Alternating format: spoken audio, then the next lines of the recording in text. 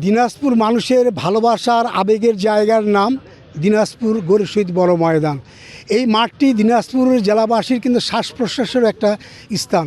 এই মাঠটিকে ঘিরে কিন্তু দিনাজপুরের মানুষ তাদের যে জাতীয় যে অনুষ্ঠানমালা সেখানে কিন্তু এইখানেই তারা করে থাকেন। বিশেষ করে ঈদগাহ মাঠ রয়েছে এখানে পয়লা বৈশাখ, 21শে ফেব্রুয়ারি, স্বাধীনতা দিবস, মহান বিজয় দিবস থেকে শুরু করে সব অনুষ্ঠানমালায় এখানে হয়ে থাকে।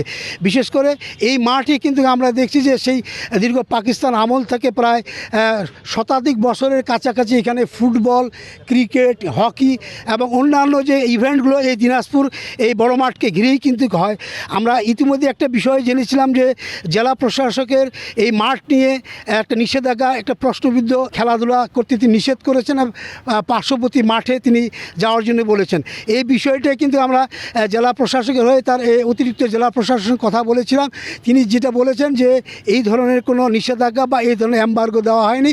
তবে ইতিমধ্যেই আজকে আমরা দেখলাম জেলা প্রশাসকের ভেরিফাইড ফেসবুকে সেখানে তিনি লিখেছেন যে এই মাঠ এবং উত্তর এবং দক্ষিণ দুটো মাঠই কিন্তু আপনার যে খেলাধুলা ছিল চলমান থাকবে। তবে তিনি বলছেন যে মাঠটি সংস্কারের জন্য ইতিমধ্যে তিনি এখানে ঘাস লাগিয়েছেন, পাশাপাশি গাছ এবং দুই সাইডে ওয়াকওয়ে করেছেন। মাঠটি একটি কিন্তু অত্যন্ত সুন্দর একটা পরিবেশ হয়েছে।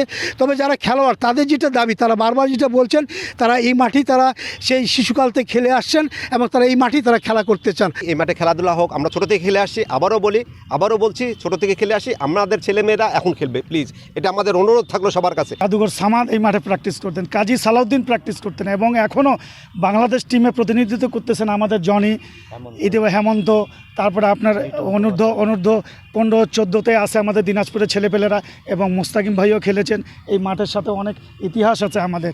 এই মাঠকে যাতে খেলাধুলা মুক্ত না করা হয়, এই মাঠে অনেকে পরিবার নিয়ে আসেন যে চলো মাঠে খেলা হচ্ছে, মাঠে যাই, অনেকে বাচ্চাদেরকে নিয়ে আসেন, এইটা থেকে বঞ্চিত করবেন না। দিনাজপুর ঐতিহাসিক বড় মাঠে খেলাধুলা আগেও চলছে, এখনও যেন চলে, আগের মতোই যেন আমরা খেলতে পারি। এই মাঠে কিন্তু বর্তমান বাংলাদেশ ক্রিকেট বোর্ডে যিনি চেয়ারম্যান বা সভাপতির দায়িত্ব পালন করছেন আমিনুল ইসলাম বুলবুল, তিনিও কিন্তু এই মাঠে খেলেছেন। এখানে অনেক ক্ষুদে ক্রিকেটার রয়েছেন যারা এখানে ক্রিকেট প্র্যাকটিস করেন। আগে এই মাঠের অবস্থা এত ভালো ছিল না, মানে শুকায় একদম শেষ হয়ে যেত, ঘাসটা ছিল না।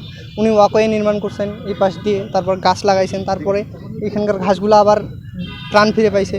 তারপর মাঠের ভিতরেও অসংখ্য অবৈধভাবে দোকান, ফুচকার দোকান, অসংখ্য দোকান ছিল, সেগুলো উনি সরিয়েছেন, যার কারণে আমরা এখন খেলাধুলার জন্য পর্যাপ্ত পরিবেশ পাচ্ছি। মাঠের সংস্কার জেলা প্রশাসক তারা করছেন।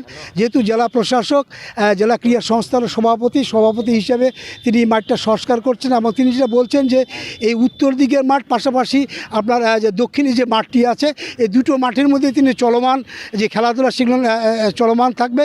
কারণ এইখানে আমরা দেখছি যে জাতীয় পর্যায়ের যে খেলাগুলো আপনার হয়, বিশেষ করে ক্রিকেট, ভলিবল, ফুটবল এবং হকি এখানকার যারা খেলেন তারা কিন্তু এখন এখানে প্র্যাকটিস করেন। 2 মাস আগে জেলা প্রশাসক বলেছেন যে মাঠটা সংস্কারের জন্য তারা এই মাঠের সংস্কার কাজ চলবেন, এই সময়ের মধ্যে কিছুটা খেলা বন্ধ রাখার কথা বলেছিলেন। কিন্তু এখন আজকে তিনি যেটা বলছেন যে তার ভেরিফাইড ফেসবুকে তিনি দিয়েছেন যে চলমান যে খেলাধুলা, সেই চলমান খেলাধুলা এখানে থাকবে এবং এই ব্যাপারে কোনো নিষেধাজ্ঞা তার নেই। গোলাম নবী দুলাল, সময় সংবাদ, দিনাজপুর।